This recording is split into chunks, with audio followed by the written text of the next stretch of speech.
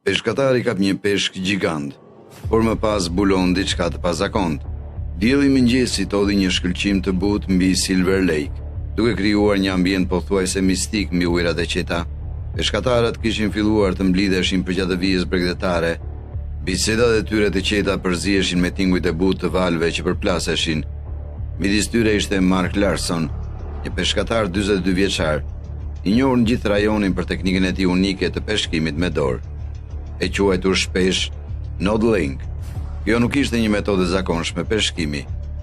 Në vend të shufrave ose rjetave, Marku përdorte duart e tij të zhveshura, duke zhritur në ujë për të bindur peshqit për të kafshuar.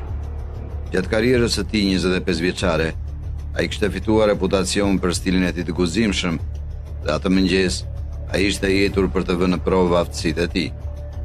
Marku kishte dalë në liqen që nga agimi, koha e tij e preferuar për të peshkuar.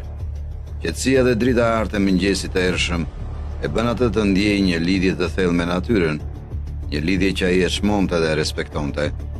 Megjithatë, atë ditë diçka ndihej ndryshe, thuajse sikur liqeni të fshihte sekrete pikërisht nën sipërfaqe. Marku e la me njan mendimin, duke shkumësuar atë deri në ngazëllimin e tij për kapjen. Por përpara se të fillojë